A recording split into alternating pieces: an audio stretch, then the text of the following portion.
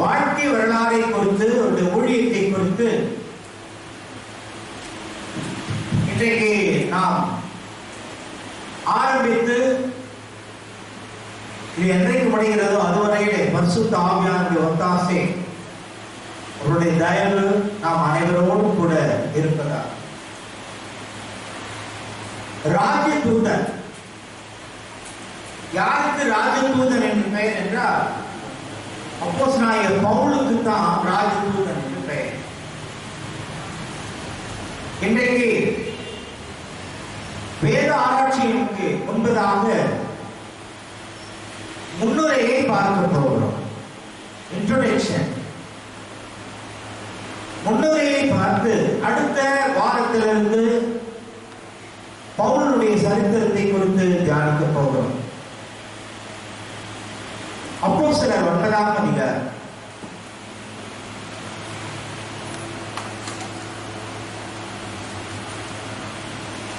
முதல் 2 வசனங்களை சேர்த்து வாசிக்கலாம். அப்போஸ்தலர் 9ஆம் அதிகாரம் முதல் 2 வசனங்களை சேர்த்து வாசிக்கலாம். சவுல் என்பவர், சேர்த்து வாசிக்கலாம்னா எல்லாரும் வாசிக்கணும். நோட்ஸ் எடுங்க, அதே நேரத்தில் வேதத்தை தந்து வாசிக்கணும். சவுல் என்பவர் கர்த்தருடைய சித்தத்தை பயன்படுத்தி கொலை செய்யும்படி பிரதான ஆசாரியர்களுக்கு போய்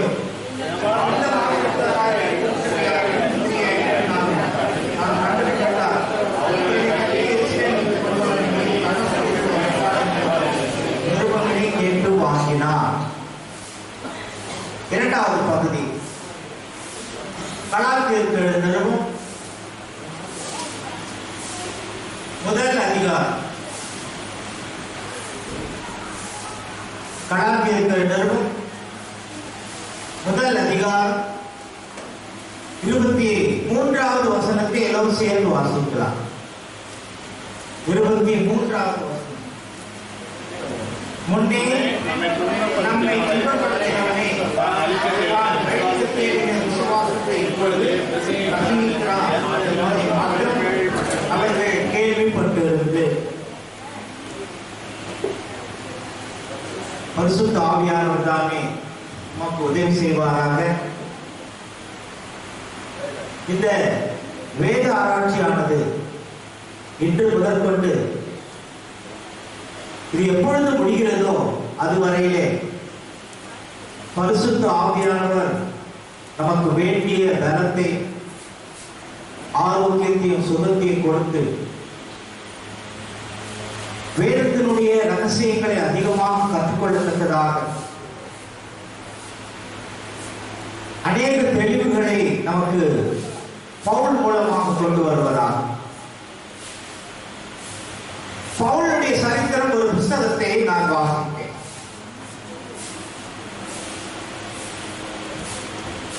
ஆயிரத்தி 1919ஆம் ஆண்டு அந்த புத்தகம் வெளியானது.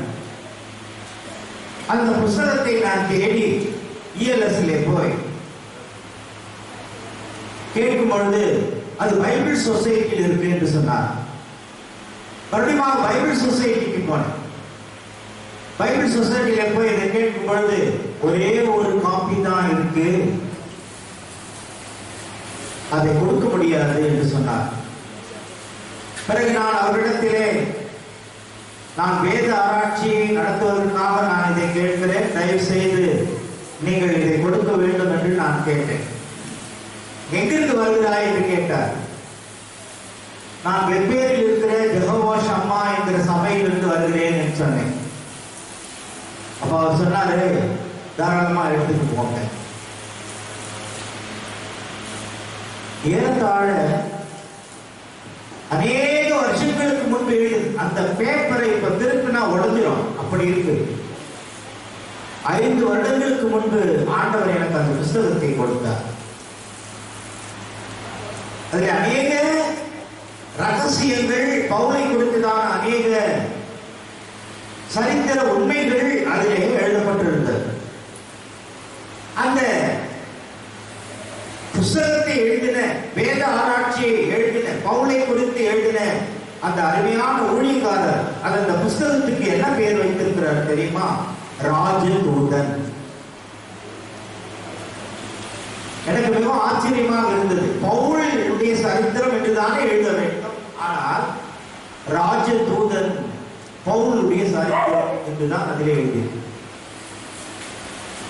ஆகவே பவுல் ராஜதூதன் என்று அவருடைய சரித்திரத்தை எழுதின வேத ஆராய்ச்சியாளர்கள் எழுதியிருக்கிறார். சரி, நான் உங்களுக்கு சொன்னேன், இன்றைக்கு இன்ட்ரோடக்ஷன் தான், முன்னுரையை தான் பார்க்க போகிறோம். இந்த பவுலுடைய சரித்திரத்தை எழுதினது யார்? அப்போஸ்தலர் நிருபத்தை எழுதின லூக்கா. முதலிலே சபையை குறித்து லூக்கா எழுதி கொண்டு வருகிறார். அதன் பிறகு பவுலை குறித்து எழுதுகிறார். யார் இந்த லூக்கா? இவர் ஒரு கிரேக்க மதத்திலே பிறந்தவர். இவருடைய சொந்த ஊர் அந்தியோக்கியா, இவருடைய சொந்த ஊர். நல்ல கவனிங்க, இந்த லூக்கா ஒரு அருமையான வைத்தியர், டாக்டர். கிரேக்க குலத்திலே பிறந்து புறஜாதியாரான இருந்து இந்த லூக்கா தன்னுடைய டாக்டர் தொழிலை விட்டு ஆண்டவராக இயேசு கிறிஸ்துவின் சரித்திரத்தை எழுத வேண்டும் என்று சொல்லி மிகவும் ஆர்வம் உள்ளவராக அநேக புஸ்தகங்களை எல்லாம் எடுத்து அதை வாசித்து அநேக இடத்திலே இயேசு கிறிஸ்துவை குறித்து கேள்விப்பட்டு கேட்டு தெரிந்து கொண்டு அதன் ஆராய்ச்சியின் மூலமாக முதல் புஸ்தகத்தை எழுதுகிறார். அந்த முதல் புஸ்தகம் தான் லூக்கா எழுதின சுவிசேஷம். 4 சுவிசேஷங்களிலே முதல் சுவிசேஷம், மத்திய எழுதின சுவிசேஷம் அப்போஸ்தலர் ஆண்டவராக இயேசு கிறிஸ்துவோடு கூட இருந்தவர்களிலே ஒருவர். 4வது சுவிசேஷம் யோவான் எழுதின சுவிசேஷம் ஆண்டவராக இயேசு கிறிஸ்துவோடு கூட இருந்தவர். ஆனால் இந்த 2 பேரும், மார்க்கும் லூக்காவும், இயேசு கிறிஸ்துவோடு கூட இருந்தவர்கள் அல்ல. மார்க்கு பர்னபாவுடைய சொந்தக்காரன், அவன் சீப்பூரு தீவை சேர்ந்தவன். அவனும் இந்த சுவிசேஷத்தை எழுதும் பொழுது எல்லா விதமான அடையாளங்கள், எல்லா விதமான அத்தாட்சிகள் எல்லாவற்றையும் வைத்து எழுதுகிறார். அவனும் பவுலோடு கூட ஊழியம் செய்தவன். லூக்காவை எடுத்துக்கொண்டால் லூக்கா முதலாவது லூக்கா எழுதின சுவிசேஷத்தை எழுதுகிறார். அதன் பிறகு 2வது புஸ்தகம் தான் அப்போஸ்தலர் எழுதின.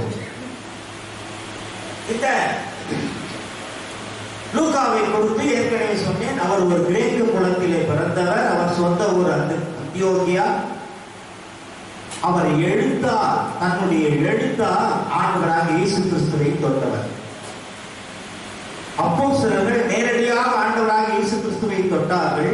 இந்த லூக்கா தன் எழுத்தால் ஆண்டவராக இயேசு கிறிஸ்துவை தொட்டார். இன்றைக்கு கூட அநேக பரிசுத்தவான்கள் ஆண்டவராக இயேசு கிறிஸ்துவை குறித்து எழுதுகிறார்கள். ஆண்டவராக இயேசு கிறிஸ்துவ சரித்திரம் எழுதுகிறார்கள், அநேக புத்தகங்களை எழுதுகிறார்கள், வேதத்திலுள்ள அநேக புத்தகங்களை எழுதுகிறார்கள்.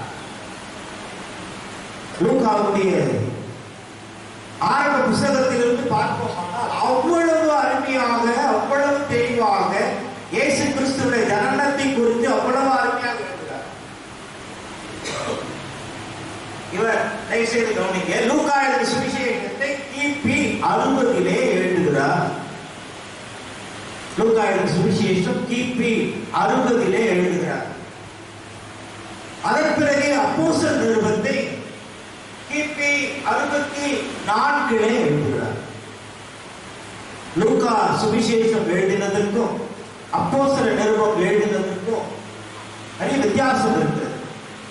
என்ன வித்தியாசம் இருக்கிறது என்றால், லூக்கா எழுதின சுவிசேஷத்தை ஆராய்ச்சியின் மூலமாக, அநேக புஸ்தகங்கள் மூலமாக, அநேக இடத்திலே உண்மையை கருத்து எழுதி ஆனால் அப்போஸ்தலர் நிருபத்திலே பவுலை குறித்து எழுதும் பொழுது அவரோடு கூட ஊழியத்திலே ஈடுபட்டு அவர் கண்ணால் கண்டது, பவுல் மூலியமாக செய்த ஊழியங்கள், பவுல் மூலியமாக நடந்த அற்புதங்கள், இவர்கள் எல்லாவற்றையும் நேரடியாக அவரோடு கூட இருந்து எல்லாவற்றையும் பார்த்து எழுதினது தான் பவுலை கொடுத்துதான். ஆகவே லூக்கா இந்த அப்போஸ்தலர் நிருபத்தை எழுதும் பொழுது இந்த அப்போஸ்தலர் நிருபத்தினுடைய கதாநாயகனே சிறந்தவனே பவுல் தான். லூக்கா அதிகமாக யாரை குறித்து எழுதியிருக்கிறார் என்றால் பவுலை குறித்து தான். ஏன்? அவரோடு கூட ஊழியம் செய்தவர், அவருடைய ஊழியத்திலே தன்னை ஈடுபடுத்திக் கொண்டவர், அவர் சென்ற இடமெல்லாம், பவுல் சென்ற இடமெல்லாம் அவரோடு கூட ஊழியம் செய்தவர். ஆகவே நேரடியாக அதை பார்த்ததை அப்படியே எழுதுகிறார். அப்போஸ்தலர் 1ஆம் அதிகாரம் 1வது வசனம்.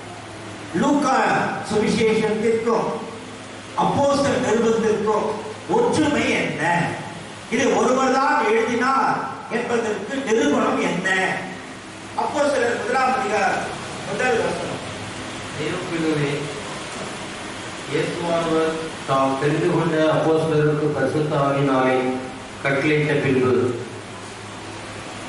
முதல் வசனத்திலே ஒரு மனிதனை குறித்து எழுதுகிறார். அந்த மனிதன் யார்? தேவப்பிள்ளையே. இயேசுவானவர் தாம் தெரிந்து கொண்ட அப்போஸ்தலருக்கு பரிசுத்த ஆவி கட்டளையிட்ட பின்பு என்ன நடந்தது என்பதை குறித்து ஆரம்பிக்கிறார். அதே லூக்கா சுவிசேஷம் 1ஆம் அதிகாரம் 1 வசனம்.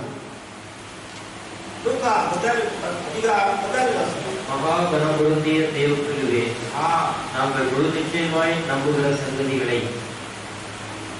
தயவுசெய்து நல்லா கவனிங்க. யார் இது என்று நான் தேடி பார்த்தேன். மகா கனம் பொருந்திய தேவப்பிள்ளையே என்பது யார் என்று தேடி பார்த்தேன். யாருக்கு இந்த கடிதத்தை ஆரம்பிக்கிறார், யாருக்கு இதை எழுதுகிறார் என்று தேடி பார்க்கும் போது இந்த பெயரை கொடுத்து எந்த விதமான விளக்கமும். ஆனால் லூக்கா எழுதும் பொழுது அவர் ஆரம்பிக்கிறது லூக்கா சுவிசேஷத்திலும் அப்போஸ்தலர் 1ஆம் அதிகாரம் 1 வசனத்திலேயும் ஒன்றாக இருக்கிறது.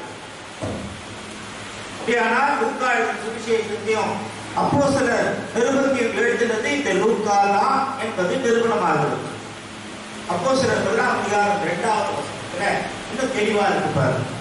அவர் எடுத்துக்கொள்ளப்பட்ட நாள் வரைக்கும் செய்யவும் உபதேசிக்கவும் தொடங்கின எல்லாவற்றையும் குறித்து முதலாம் பிரபந்தத்தை கொண்டு பண்ணினேன். பாத்தீங்களா?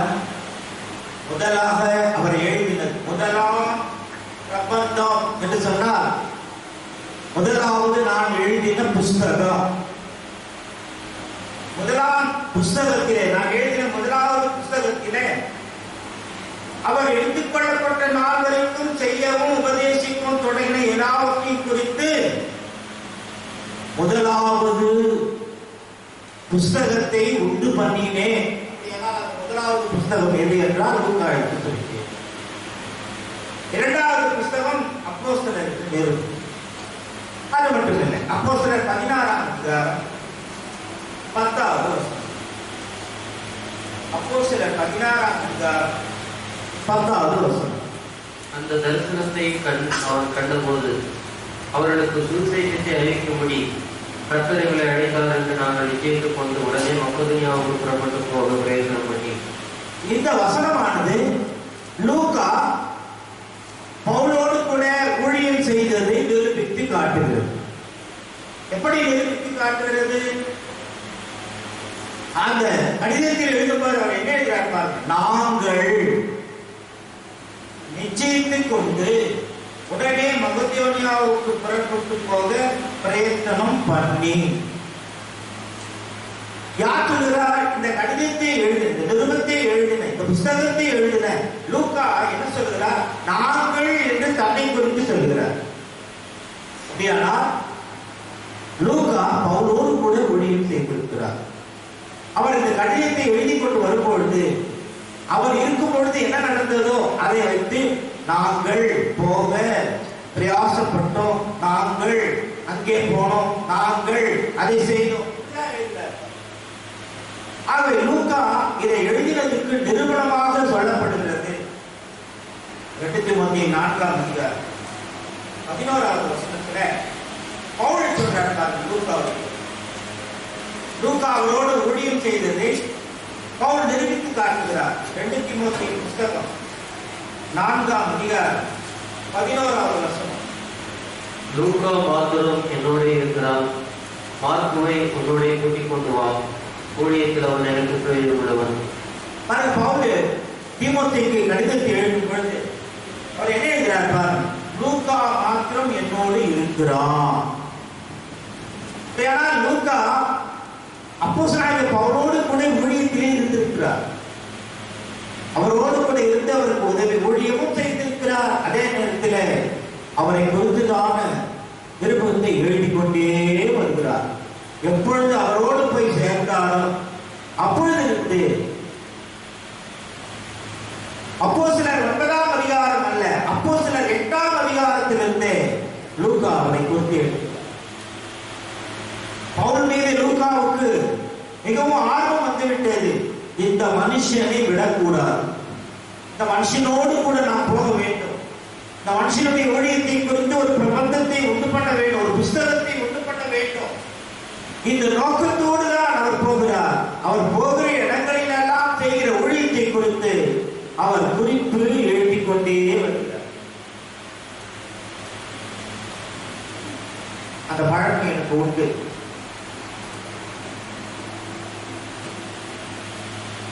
சவுத் சைடு என்னது கடைசியாக கடலோரம் ராமேஸ்வரம். இந்த ராமேஸ்வரம் சுவிசேஷ ஊழியத்திற்காக போனோம். ஜோஷமாலிருந்து புறப்பட்டு முதற்கொண்டு யார் யார் புறப்பட்டாங்க எல்லாத்தையும் எந்தெந்த ஊரில் போகணும், எந்தெந்த ஊரில் பிரசங்கம் பண்ணினோம், எங்கெங்க என்ன நடந்தது, எத்தனை குரூப் போனது, இது எல்லாவற்றையும் நான் ஒரு புத்தகம் எழுதி வைத்திருக்கேன்.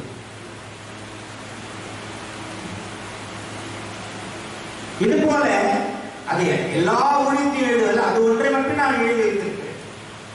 இது போல லூக்கா பவுலோடு கூட சென்று அவர் போகிற நோக்கத்தை பார்க்கும் பொழுது பவுலை குறித்து ஒரு புத்தகம் எழுத வேண்டும், அவருடைய ஊழியத்தை குறித்து ஒரு புத்தகம் எழுத வேண்டும், அவருடைய சரித்திரத்தை குறித்து ஒரு புத்தகம் எழுத வேண்டும். இதை பவுல் விரும்பினாரோ விரும்பவில்லையோ அது தெரியாது. பக்சின் கூட அவர் உயிரோடு இருக்கும் பொழுது அவரை குறித்து யாரும் புத்தகம் எழுதுவதற்கு அவர் அனுமதிக்கவே. அவர் மறித்த பிறகுதான் புஸ்தகத்தை அவருடைய சரித்திரத்தை எழுதினார். பவுல் இதை அனுமதித்தாரோ என்று தெரியாது. ஆனால் லூக்கா அது ஆர்வமோடு பவுலோடு கூடவே சென்று இவை எல்லாத்தையும் எழுதி வைத்திருக்கிறார். அப்போஸ்தலர் 28ஆம் அதிகாரம் 31வது வசனம். இல்ல தயவுசெய்து கவனிங்க. அப்போஸ்தலர் 28ஆம் அதிகாரம் 31வது வசனம். மிகுந்த தைரியத்துடனே தடையில்லாமல் தேவனுடைய ராஜ்யத்தை குறித்து பிரசங்கித்து கர்த்தராகிய இயேசு கிறிஸ்துவை பற்றிய விசேஷங்களை உபதேசித்துக் கொண்டிருந்தார். லூக்கா பவுலை குறித்து எழுதுகிறார். பவுல் தனக்காக வாடகை வாங்கியிருந்த வீட்டிலே 2 வருஷம் முழுவதும் தங்கி தன்னிடத்தில் வந்த யாவரும் ஏற்றுக்கொண்டார். அதற்கு அடுத்த வசனத்திலே அவர் கர்த்தராகிய இயேசு கிறிஸ்துவை பற்றி விசேஷங்களை உபதேசித்துக் கொண்டிருந்தார். இதோடு தான் முடிக்கிறார். ஆனால் அதன் பிறகு பவுல் சிறைப்பட்டு போனது, அதன் பிறகு பவுல் விடுதலையானது, அதன் பிறகு பவுல் சிறைசேதம் பண்ணப்பட்டது. இவர்கள் எல்லாம் லூக்கா எழுதவே இல்லை. ஏன் எழுதவில்லை என்று தெரியவில்லை. இதை ஆராயும் பொழுது இந்த காரியத்தை குறித்து மற்ற புத்தகங்களிலே தெளிவாய் பார்க்க வேண்டும் என்று விரும்பினால் கூட ஏன் எழுதவில்லை என்று தெரியவே. ஆனால் அதை குறித்துதான விவரங்கள் பவுலுடைய விருப்பங்களிலே எழுதியிருக்கிறது. கடைசியிலே என்ன நடந்தது என்பதை குறித்து லூக்கா எழுதாமல் போய்விட்டார். ஒருவேளை பவுலை விட்டு அவர் போய்விட்டாலும் இன்னும் தெரியாது, அல்லது மறுத்து போனாலும் இன்னும் தெரியாது. ஆனால் பவுலுடைய முழு சரித்திரம் இங்கே குறிப்பிட்டு குறிப்பிடப்படவில்லை. கடைசி காலத்திலே பவுல் எப்படி மரித்தார் என்பது இந்த அப்போஸ்தலர் நிருபத்திலே இல்லை. பவுல் எழுதின புத்தகங்களிலே இருக்கிறது. சரி, பவுலை அவர் சரித்திரத்தில் எழுதின அந்த வேத ஆராய்ச்சியாளர் ஏன் ராஜதூதன் என்று அவருக்கு பெயர்? ராஜதூதன். தூதன்னா என்னங்க? தூதன்னா என்ன? அதெல்லாம் எனக்கு தெரியவே தெரியாது. தூதன்னா என்ன?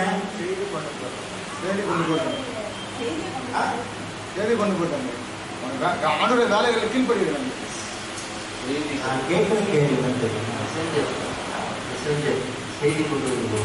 தூதன்னா என்ன? தகவல் சொல்லுவோம். ஒரு செய்தியை கொண்டு போய் எங்க கொடுக்கணுமோ அங்க கொடுக்கிறது பேர் தான்.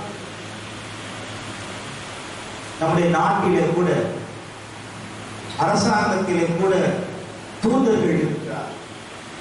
வெளிநாட்டிலே சில செய்திகளை கொண்டு போவதற்கிறார். அதாவது மன்னர்களுடைய ஆட்சி காலத்திலே கூட தூதர்கள் இருந்திருக்கிறார். செய்தியை கொண்டு போய் இந்த மன்னன் இருந்து அடுத்த மன்னன் கிட்ட செய்தி கொண்டு போய் இந்த தூதனுக்கு பவுலுக்கு ஏன் இந்த பெயர் கொடுக்கப்பட்டது? ராஜ தூதன் என்று அவர் பெயர் கொடுத்திருக்கிறார். அதுதான் நம்முடைய பைபிள் ஸ்டடியினுடைய மைய பொருளே. அதுதான் ராஜ தூதன். ராஜா யார்? இவர் சொன்ன தூதி என்ன? ராஜா யார்? பவுல் போய் சொன்ன தூதி என்ன? தயவுசெய்து கவனிங்க. தூதன் என்கிற வார்த்தை முதலாவதாக ஆண்டவராக இயேசு கிறிஸ்துவுக்கு தூதனானவர் என்று பெயர்.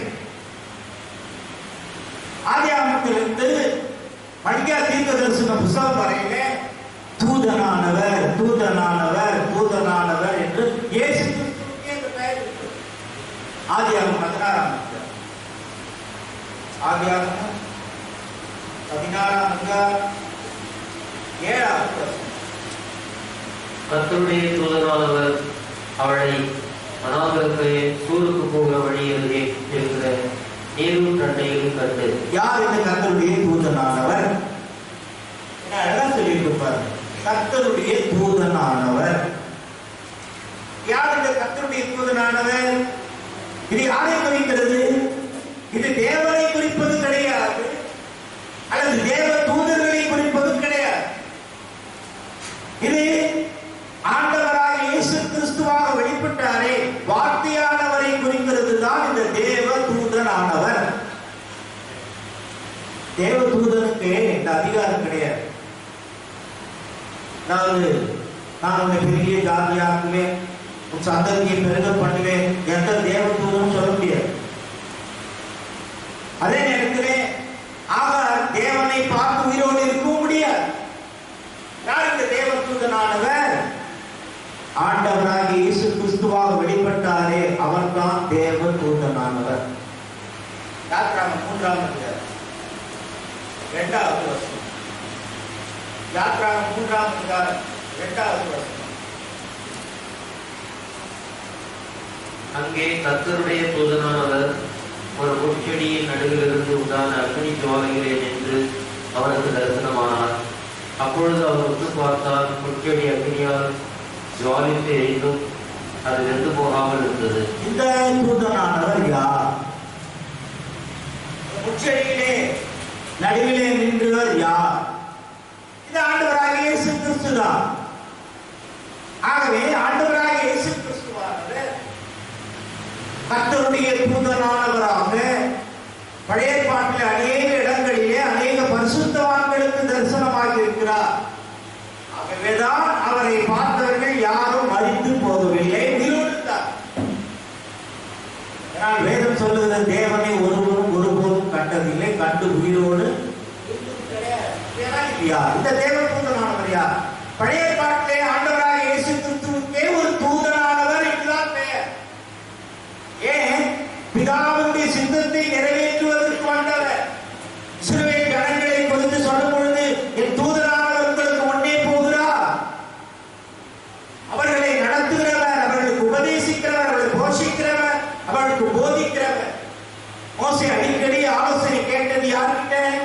இந்த தூதனானவர்கிட்ட தான். இரண்டாவதாக சாத்தானுடைய பிரதிநிதிக்கு பெயர் தூதன். சாத்தானுடைய பிரதிநிதிக்கு பேர் என்ன தெரியுமா? அவன் பேர் கூட தூதன். மத்திய சுவிசேஷம் 25ஆம் அதிகாரம் 41 வசனம். மத்திய சுவிசேஷம் 25ஆம் அதிகாரம் 41வது வசனம். அப்பொழுது இடது பக்கத்தில் இருப்பவர்களை பார்த்து அவர், சபிக்கப்பட்டவர்களே, என்னை விட்டு பிசாசுக்காகவும் அவன் தூதர்களுக்காகவும் ஆயத்தம் பண்ணப்பட்டிருக்கிற நித்திய அக்னியிலே போங்கள். பாத்தீங்களா? என்ன சொல்லப்பட்டிருப்பார்? அவரே சொல்லுகிறார், பிசாசுக்காகவும் அவன் தூதர்களுக்காகவும். இன்றைக்கு உலகத்திலே அநேக மக்களை எடுத்துக் கொண்டிருக்கிறவர்கள், மோசம் போக்கிக் கொண்டிருக்கிறவர்கள் இந்த சாத்தானுடைய தூதர்கள் தான். அநேகரை தவறான வழிகளிலே நடத்தி கொண்டிருக்கிறவர்கள் இந்த சாத்தானுடைய தூதர்கள் தான். அதனாலதான் அவர் என்ன சொல்றாரு? பிசாசுக்காகவும். நாம் போன பைபிள் ஸ்டடியிலே பார்த்தோம், விழுந்து போன தூதர்களை எங்கே கட்டி வச்சிருந்தார்? ஏன் கட்டி வச்சிருந்தார்? கண்களினாலே கட்டி வச்சிருந்தார். அவர்களும் தூதர்கள் தானே. அவர்கள் யாருக்கு கீழ்ப்படுகிறவர்கள்? சாத்தானுக்கு கீழ்ப்படுகிறவர்கள், பிசாசுக்கு கீழ்ப்படுகிறவர்கள். பிசாசுக்கு கீழ்ப்படுகிறவர்கள், பிசாசினுடைய வார்த்தையை கொண்டு போய் ஜனங்களுக்கு சொல்லுகிறவர்கள், ஜனங்களை மோசம் போக்குறவர்களும் தூதர்கள் தானே. இன்றைக்கு உலகத்திலே அநேக மக்களை இன்றைக்கு மோசம் போக்கிக் கொடுப்பவர்கள் யார்? விழுந்து போன தூதர்கள் தானே. இந்த லோகாதிபதியினுடைய தூதர்கள் தானே. இன்னைக்கு அநேகரை மோசம் போக்கிக் கொண்டிருக்கிறார்கள். பிசாசானவன் என்ன சொல்றானோ அதுதான். அவனை போய் பிடி, அவனை விபச்சாரத்தில் தள்ளு, அவனை பாவத்தில் தள்ளு. அந்த தூதன் போயிட்டு அவனை எடுத்து கொண்டு போய் பொய்யான ஆலோசனை கொடுத்து, எப்படி பொய்யான ஆலோசனை? அவனை எண்ணங்களிலே, செய்திகளிலே, கிரியைகளிலே பொல்லாத ஆலோசனை. எப்ப பொல்லாத ஆலோசனை நமக்கு வரும்? உலகத்தாலும் உலகத்தினுடைய கிரியைகளோடு ஒத்திருக்கும் பொழுதுதான் பொல்லாத எண்ணங்கள், பொல்லாத கிரியைகள், பொல்லாத செயல்கள் எல்லாம் வரும். இதை உண்டு பண்ணுகிறது யார்? இருதயத்திலே ஏற்படுத்துகிறது யார்? சிந்தையிலே ஏற்படுத்துகிறது யார்? இந்த பிசாசனுடைய தூதன். இன்றைக்கு உலகத்தை மோசம் போக்கிக் கொண்டிருக்கிறவர்கள் அவர்கள் தான். மூன்றாவதாக தேவ தூதர்கள். தேவ தூதர்களுடைய வேலை என்ன? லூக்காவின் சுவிசேஷம் 2ஆம் அதிகாரம், லூக்காவின் சுவிசேஷம் 2ஆம் அதிகாரம் 10-11. தேவ தூதன் அவர்களை நோக்கி, பயப்படாதீர்கள், இதோ எல்லா ஜனத்துக்கும் மிகுந்த சந்தோஷத்தை உண்டாக்கும் நற்செய்தியை உங்களுக்கு அறிவிக்கிறேன் என்று கர்த்தராகிய கிறிஸ்து என்னும் இரட்சகர் உங்களுக்கு தாவீதின் ஊரிலே பிறந்திருக்கிறார். இவர்கள் தான் தேவ தூதர்கள். இந்த தேவ தூதர்கள் தேவனுடைய தூது, தேவனுடைய வார்த்தை, அதை கொண்டு வந்து பூமியில் இருக்கிற ஜனங்களுக்கு சொல்லுகிறார். என்ன சொன்னாங்க? இன்று கர்த்தராகிய கிறிஸ்து என்னும் இரட்சகர் உங்களுக்கு தாவீதின் ஊரிலே பிறந்திருக்கிறார். இது எதை குறிக்கிறது? சுவிசேஷத்தை குறிக்கிறது. இயேசு கிறிஸ்து இரட்சகர். இரட்சகருக்கு சொல்றாங்க, இரட்சகர் ஒருவர் உங்களுக்கு பிறந்திருக்கிறார். இதுதான் தேவ தூதனுடைய வேலை. குறிப்பிட்ட ஒரு தேவ தூதனுடைய வேலை. 3 பிரதான தூதர்களிலே ஒருவர் இப்படிப்பட்ட காரியங்களை செய்ய தேவனால் ஏற்படுத்தப்பட்டவர் அவனுடைய தூதர்கள். இரண்டாவது லூக்காவின் சுவிசேஷம் 9ஆம் அதிகாரம், லூக்கா 9ஆம் அதிகாரம் 52வது வசனம். தமக்கு முன்னாக தூதர்களை அனுப்பினார். அவர்கள் போய் அவருக்கு இடத்தை ஆயத்தப்படும்படி சமாரியருடைய ஒரு கிராமங்களை பிரவேசித்தார்கள். இது யாரு? ஆண்டவராக இயேசு கிறிஸ்துவானவர் தமக்கு முன்பாக தூதர்களை அனுப்பினார். அவர்கள் போய் அவருக்கு இடத்தை ஆயத்தப்படும்படி சமாரியருடைய ஒரு கிராமத்தில் பிரவேசித்தார்கள். யாரை அனுப்பினார்? யாருக்கு இது?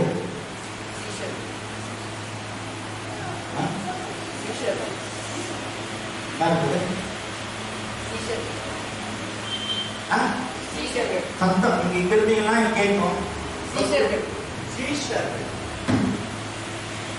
சீஷர்களுக்கு பேர் என்ன தெரியுமா? தூதர்கள். தேவனால் தெரிந்து கொள்ளப்பட்டவர்கள், தேவனுடைய சித்தத்தை நிறைவேற்றப் போகிறவர்கள், தேவனுடைய சுவிசேஷத்தை அறிவிப்பதற்காக, உலகம் எங்கிலும் அழிப்பதற்காக தெரிந்து கொள்ளப்பட்டவர். சீஷர்களை அனுப்பினார் என்று அங்க சொல்லல பாருங்க. லூக்கா இவ்வளவு ஆழமாக ஆராய்ந்து இந்த ஆராய்ச்சி செய்து இந்த வசனத்தை எழுதி பார்ப்பார்கள். நமக்கு முன்பாக தூதர்களை அனுப்பினார். அவர்கள் போய் அவருக்கு இடத்தை ஆயத்தம் பண்ணும்படி சமாரியாவுடைய கிராமத்தில் பிரவேசித்தார். தேவனால் தெரிந்து கொள்ளப்பட்டவர். 12 அப்போஸ்தலர்களை ஆண்டவர் எதுக்கு தெரிஞ்சுக்கிட்டார்? நீங்க 12 பேர் போய் 12 ஜாதி உண்டாக்குங்க, 12 கிறிஸ்துவ மதத்தை உண்டாக்குங்க. இல்ல, ஒண்ணுதான். இயேசு கிறிஸ்துவினுடைய சாட்சியை சொல்வதற்காக ஏற்படுத்தப்பட்டவர்கள் தான் இந்த தூதர்கள். அவர்களுக்கு பெயர் தூதர்கள்.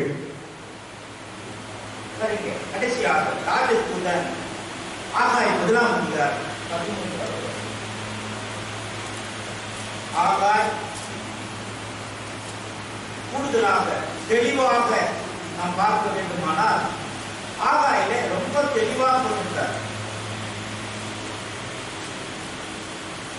ஆகாய் 1 அதிகாரம் 13வது வசனம். 13வது வசனம் 1090வது பழைய பாட்டு 1090வது பக்கம். ஆகாய் 1 அதிகாரம் 13வது வசனம் வாசிப்பாளரை கவனிங்க. அப்பொழுது கர்த்தருடைய தூதனாகிய ஆகாய் கர்த்தர் தூதனுப்பிய வார்த்தையின்படி ஜனங்களை நோக்கி, நான் உங்களோடு இருக்கிறேன் என்று கர்த்தர் சொல்கிறார் என்றார். பாத்தீங்களா? ஆகாய் ஒரு தீர்க்கதரிசி, எல்லாருக்கும் நல்லா தெரியும். அங்கே சொல்லப்பட்டிருக்கிறது ஆகாய் தீர்க்க தரிசன புஸ்தகம். ஆகாயை குறித்து என்ன சொல்லுகிறார்? கர்த்தருடைய தூதனாகிய ஆகாய், கர்த்தருடைய வார்த்தையை சொல்லுகிற கர்த்தருடைய தூதன் ஆகாய். கர்த்தர் தூதனுப்பிய, நல்ல பாருங்க, கர்த்தர் தூதனுப்பிய வார்த்தையின்படி ஜனங்களை நோக்கி நான் உங்களோடு இருக்கிறேன் என்று கர்த்தர் சொல்லுகிறார் என்றார். கர்த்தருடைய வார்த்தையை, கர்த்தருடைய வசனத்தை சொல்லுகிறவனுக்கு பெயர் தூதன். தூது சொல்லுகிறவன் பெயர் தூதன்.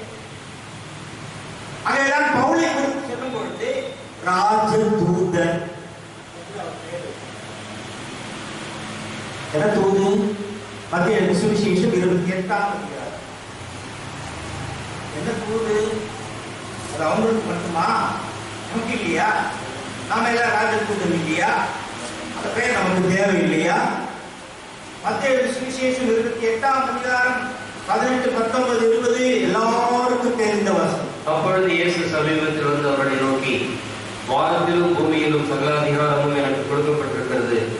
ஆகையால் நீங்கள் புறப்பட்டு போய் சகல ஜாதிகளையும் சீஷராக்கி பிதா குமாரன் பரிசுத்தாவியின் நாமத்திலே அவர்களுக்கு ஞானஸ்நானம் கொடுத்து, நான் உங்களுக்கு கட்டளையிட்ட யாவையும் அவர்கள் கைக்கொள்ளும்படி அவர்களுக்கு உபதேசம் பண்ணுங்கள். இதோ உலகத்தின் முடிவு பரியந்தம் சகல நாட்களிலும் நான் உங்களுடனே கூட இருக்கிறேன் என்றார். ஆமென். இதுதாங்க அவர் சொன்ன தூது. சொன்னாரு, நீங்கள் புறப்பட்டு போய் சகல ஜாதிகளை சீஷராக்கி பிதா குமாரன் பரிசுத்த ஆவியின் நாமத்தினால் அவர்களுக்கு ஞானஸ்நானம் கொடுத்து. முதல்ல என்ன சொல்றாரு? போய் சீஷராக்கி. சீஷர் என்று சொன்னால் அந்த நாட்களிலே விசுவாசிகள், இயேசு கிறிஸ்துவை சொந்த தெய்வமாக ஏற்றுக்கொள்ளும் பெயர் சீஷர். அப்போஸ்தலர் 20ஆம் அதிகாரத்திலே சீஷர்கள் கூடி வந்திருக்கையில் பார்க்க வேண்டாம். சீஷர்கள் கூடி வந்திருக்கையில் யார் அவர்கள்? ரட்சிக்கப்பட்டவர்கள், ஆண்டவராக இயேசு கிறிஸ்து ரத்தத்தினாலும் மீட்கப்பட்டவர்கள். பெயர் சீஷர். உங்களுக்கும் எனக்கும் கூட இந்த தூது தான் கொடுத்திருக்கிறார். நீங்களும் நானும் இந்த தூதை எடுத்துக்கொண்டு எங்கே போக வேண்டும்? இயேசு கிறிஸ்துவை அறியாத மக்களிடத்திலே போய் இயேசு கிறிஸ்து என்ன தூது சொன்னாரோ, என்ன சொல்ல சொன்னாரோ, அவரை குறித்ததான சாட்சி என்ன சொன்னாரோ அதை போய் அறிவிக்கிறவர்கள் தான் ராஜ தூதர்கள்.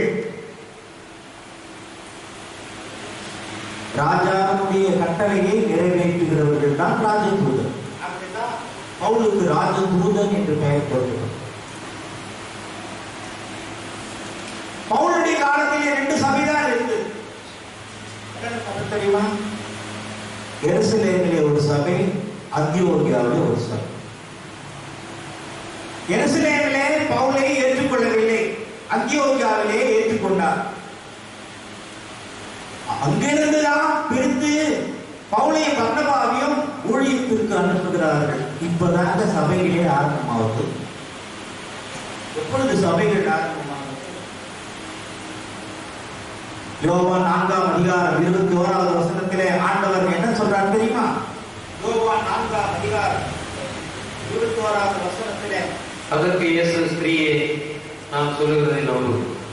நீங்கள் இந்த மலையிலும் எருசலேமிலும் மாத்திரமல்ல, எங்கும் பிதாவை தொழுது கொள்ளும் காலம் வருகிறது. எங்கும் பிதாவை தொழுது கொள்ளும் காலம் வரும். என்ன அர்த்தம்? எருசலேம் தேவாலயத்திலே இருந்த ஆராதனை, எருசலேம் தேவாலயத்திலே மட்டும் இருந்த ஆராதனை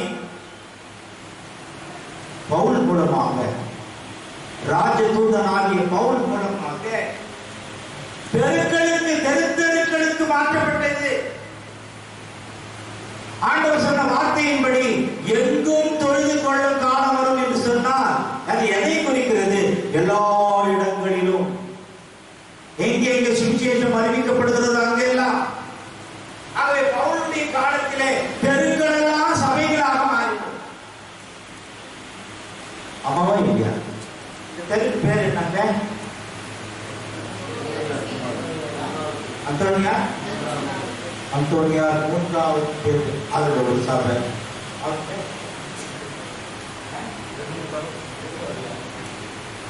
நம்ம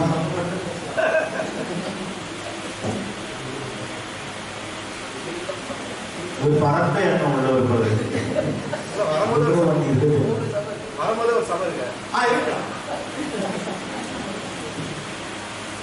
இந்த தெருவிலே ஒரு சபை உருவாகணும், தேவன் வேணும். அப்போ ஆண்டவர் சொன்னது போல எங்கும் தொழுது கொள்ளும் காலம் வரும். யார் மூலியமாக அது வந்தது? பவுல் மூலியமாகத்தான். அப்போஸ்தலர்கள் என்ன பண்ணாங்க? ஆண்டவராக இயேசு கிறிஸ்துவுக்கு பிறகு எருசலேமை விட்டு யாரும் வெளியே போக மாட்டேன்ட்டான். எருசலேமுக்குள்ளே இருந்தான்.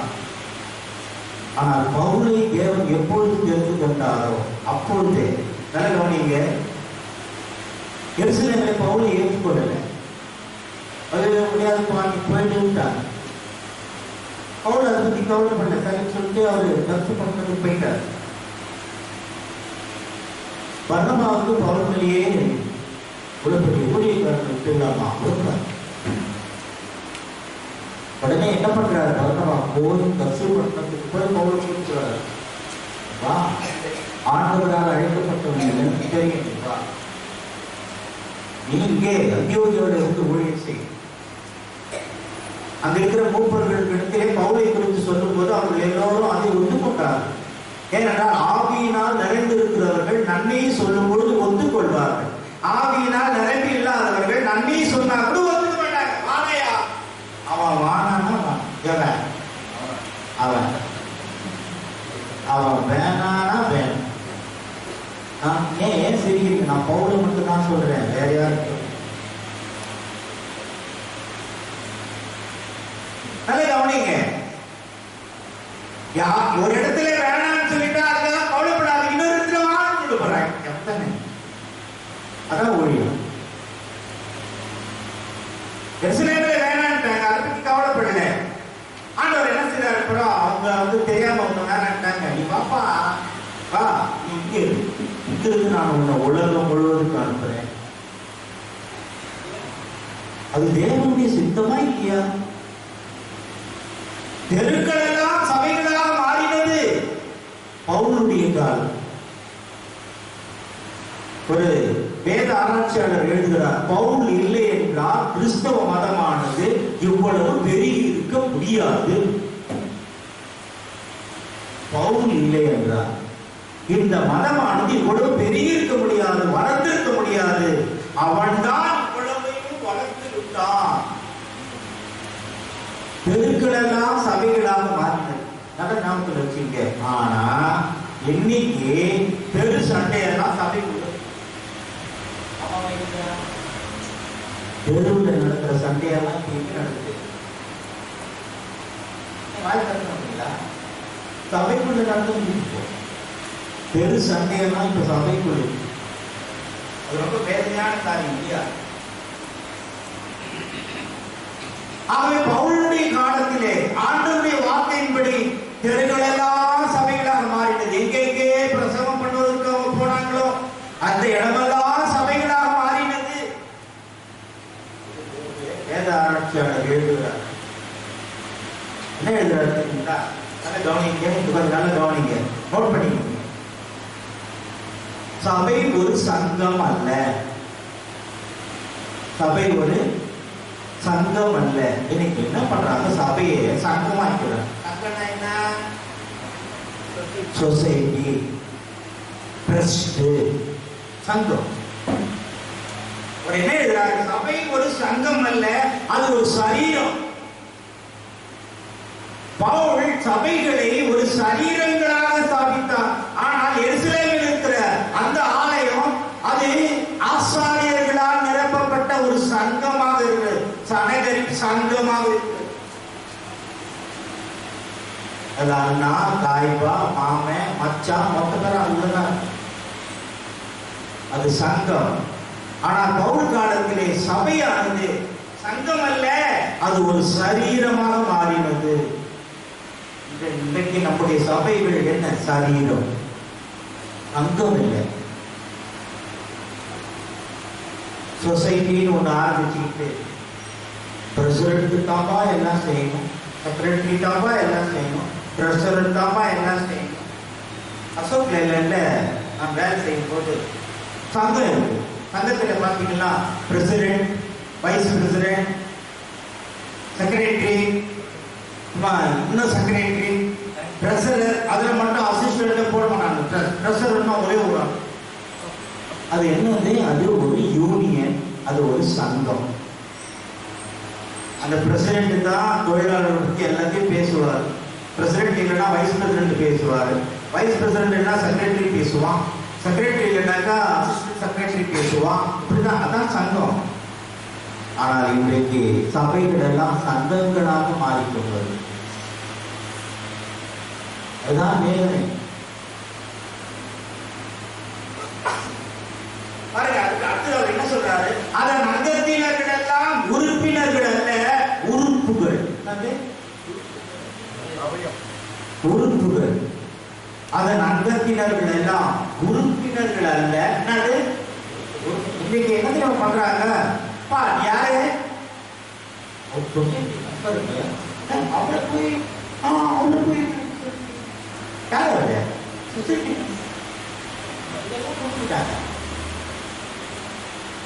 அவர் தான் நீங்கணும், அவர் தான் பேசுறது. யாரு? சொசைட்டி மெம்பரா? போயா விசுவாசிக்கு மரியாதை நம்பு. சொசைட்டி இருக்கியா? சொசைட்டி மெம்பரா இருக்கியா? சபை என்பது சங்கமாக மாறிக்கொண்டு. ஆனால் பவுலுடைய காலத்திலே சபை என்பது சங்கம் அல்ல, அது ஒரு சரீரம் என்று பவுல் நிரூபித்தார். அதனுடைய அங்கத்தினர்கள் உறுப்பினர்கள் அல்ல, உறுப்புகள். கை கால், கை கால் அவயவங்கள், உறுப்புகள். அடுத்தது அவர் என்ன சொல்றாரு?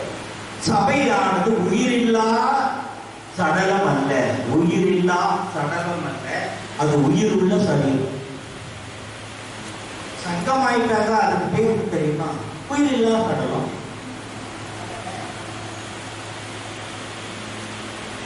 நல்ல கவனிங்க.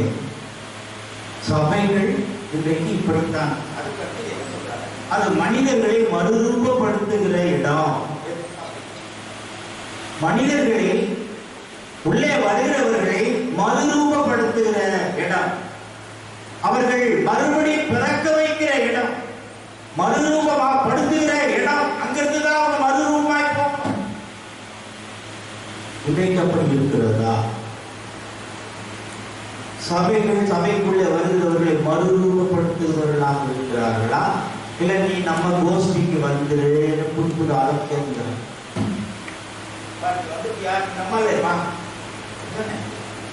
கோஷ்டிகள்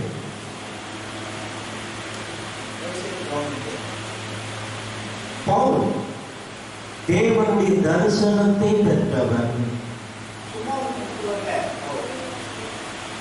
தேவனுடைய தரிசனத்தை பெற்றவர், அதை குறித்து சாட்சி சொன்னவர். ஆண்டவர் நேராக நின்று பவுலோடு பேசுகிறார். தரிசனம் பெற்றவன் தான் தரிசனத்தில் உறுதியாக இருக்க முடியும். சுவிசேஷத்தை எல்லா நேரங்களிலும் எல்லா சூழ்நிலையிலும் சொல்ல முடியும். தரிசனம் பெற்றவர் தான். அப்போஸ்தலர் 22ஆம் அதிகாரம் 6வது 7வது 8வது 9வது. அப்படி நான் பிரயாணப்பட்டு தமஸ்குவுக்கு சமீபமான போது மத்தியான வேளையிலே சடுதியாய் வானத்திலிருந்து பேரொளி உண்டாகி என்னை சுற்றி பிரகாசித்தது. நான் தரையிலே விழுந்தேன். அப்பொழுது சவுலே சவுலே, நீ என்னை ஏன் துன்பப்படுத்துகிறாய் என்று கேட்டேன் என்று என்னுடனே சொல்லுகிற ஒரு சத்தத்தை கேட்டேன். அதற்கு நான், ஆண்டவரே நீர் யார் என்றேன். அவர், நீ துன்பப்படுத்துகிற நசரேயனாகிய இயேசு நானே என்றார். என்னுடனே கூட இருந்தவர்கள் வெளிச்சத்தை கண்டு பயமடைந்தார்கள். என்னுடனே பேசினவருடைய சத்தத்தையோ அவர்கள் கேட்கவில்லை. அப்பொழுது நான், ஆண்டவரே நான் என்ன செய்ய வேண்டும் என்றேன். அதற்கு கர்த்தர், நீ எழுந்து தமஸ்குவுக்கு போ, நீ செய்யும்படி நியமிக்கப்பட்டதெல்லாம் அங்கே உனக்கு சொல்லப்படும் என்றார். இதுதான் தரிசனம். பவுலுக்கு தேவன் தரிசனமாகி ஊழியத்தை தெளிவாக சொல்லுகிறார். இரண்டாவதாக அப்போஸ்தலர் 26ஆம் அதிகாரத்திலே பவுல் சொல்லுகிறார். 26 13 14 15. மத்தியான வேளையில், ராஜாவே, நான் வழியிலே சூரியனுடைய பிரகாசத்திலும் அதிகமான ஒளி வானத்திலிருந்து என்னையும் என்னுடனே கூட பிரயாணம் பண்ணினவர்களையும் சுற்றி பிரகாசிக்க கண்டேன். நாங்கள் எல்லாரும் தரையிலே விழுந்தபோது, சவுலே சவுலே, நீ ஏன் என்னை துன்பப்படுத்துகிறாய்? முள்ளில் புதைக்கிறது உனக்கு கடினமாம் என்று எபிரேய பாஷையிலே என்னுடனே சொல்லுகிற ஒரு சத்தத்தை கேட்டேன். அப்பொழுது நான், ஆண்டவரே நீர் யார் என்றேன். அதற்கு அவர், நீ துன்பப்படுத்துகிற இயேசு நானே.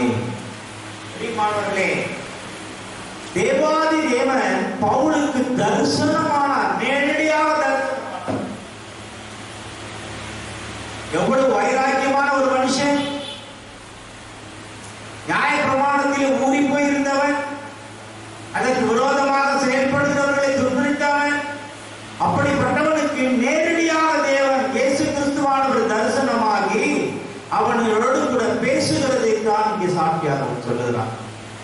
1 கொரிந்தியர் 9ஆம் அதிகாரம் முதல் வசனத்திலே 1 கொரிந்தியர் 9ஆம் அதிகாரம் முதல் வசனத்திலே என்ன சொல்றார் பாருங்க. நான் அப்போஸ்தலன் அல்லவா? நான் சுவாதீனன் அல்லவா? நம்முடைய கர்த்தராகிய இயேசு கிறிஸ்துவை நான் தரிசிக்கவில்லையா? அதற்குள் நீங்கள் என் கிரியையாக கேட்கிறீர்களோ? என்ன அழகாக சொல்றார். நான் நம்முடைய கர்த்தராகிய இயேசு கிறிஸ்துவை நான் தரிசிக்கவில்லையா? தரிசித்தேன், நேரடியாக தரிசித்தேன். 1 கொரிந்தியர் 15ஆம் அதிகாரம் 8வது வசனத்தில் 1 கொரிந்தியர் 15ஆம் அதிகாரம் 8வது வசனத்தில் என்ன சொல்றார் பாருங்க. எல்லாருக்கும் பின்பு அகால பிரபியை போன்ற எனக்கும் தரிசனமானா. என்ன அதற்கு மேலே அவர் வரிசையா சொல்லிக்கிட்டே வரார். யார் யாருக்கு அவர் தரிசனமானார் என்பதை சொல்லிக்கிட்டே வந்து கடைசியில சொல்றாரு, எல்லாருக்கும் பின்பு அகால பிறவி போன்ற எனக்கும் தரிசனமானார். பவுல் கிறிஸ்துவுக்குள் உறுதியாய் நிற்பதற்கு தான் தேவனுடைய தரிசனத்தை பெற்றவர். தேவனுடைய தரிசனத்தை பெற்றவர்கள் எந்த சூழ்நிலையிலும் எல்லா காலத்திலும் உண்மையா இருப்பார்கள், உறுதியா இருப்பார்கள்.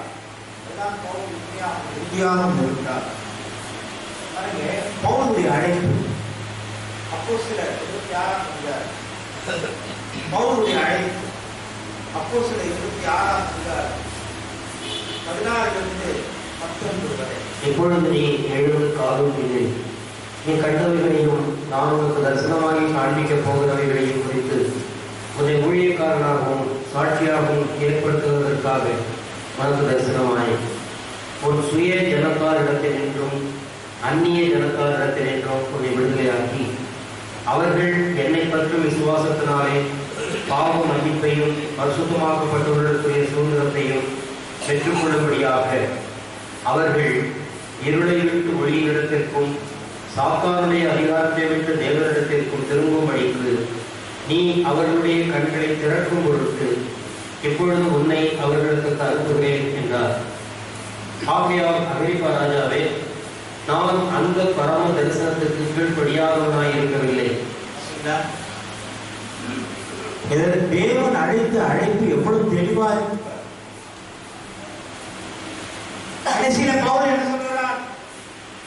ராஜாவே, நான் அந்த பரம தரிசனத்துக்கு கீழ்ப்படியாதவனாய் இருக்கவில்லை.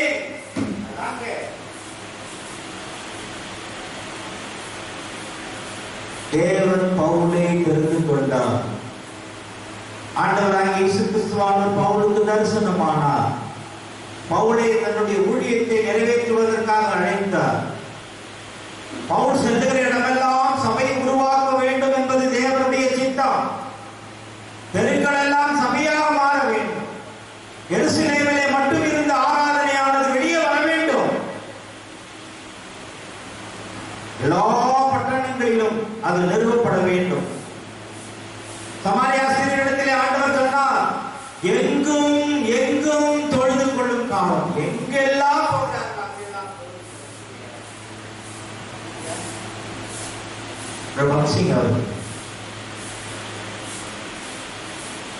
அவருடைய வெளிநாட்டிலிருந்து வரப்பொழுது அவருடைய தீர்மானத்தை ஆண்டவருடைய அவரோடு பேசுகிறார். என்ன பேசுகிறார் தெரியுமா?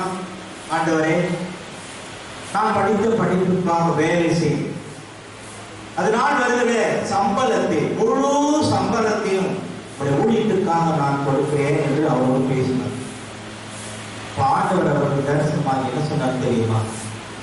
எல்லாருக்கும் தெரியும், நான் இதான் ஞாபகம், உன்னுடைய பணம் எனக்கு வேண்டாம், நீதான் எனக்கு வேண்டும்.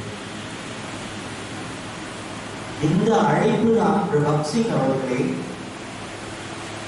அதிகமாக ஆழமாக கர்த்தருக்குள் உண்மையாக எல்லா நேரங்களிலும் ஊழியம் செய்வதற்காக தன்னை ஒப்புக் கொடுக்க வேண்டியதாயிற்று. அப்பொழுதுதான் பக்சிங் அவர்கள் சொன்னார்கள், ஆண்டவரே, நீர் என்னை எங்கே அனுப்பினாலும் நான் போகிறேன். இதான் அழைப்பு. ஆகவேதான் அந்த தேவதாசன் மூலமாக இந்தியாவில் மட்டுமல்ல அநேக நாடுகளிலே சபைகள் உருவானது.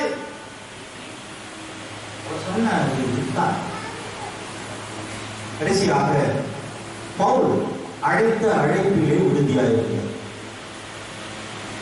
துன்பங்கள் வந்தால், கஷ்டம் வந்தால், மரணம் நேடுகிறதா இருந்தால் பவுல் உண்மையா இருந்தார்.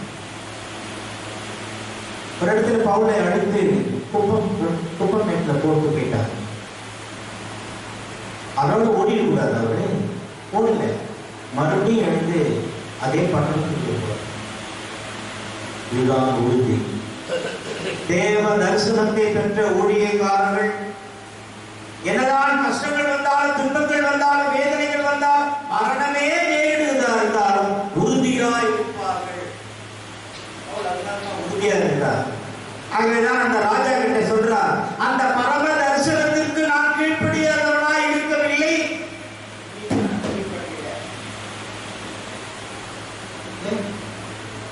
இதுதான் தரிசனத்தை பெற்றவர்களுடைய ஊழி. ரோம ராஜ்யத்தினுடைய பட்டணங்களுக்கெல்லாம் நுழைந்தார் பவுல். அந்த நாட்களிலே ரோம ராஜ்யம் நடந்து கொண்டிருக்கிறது.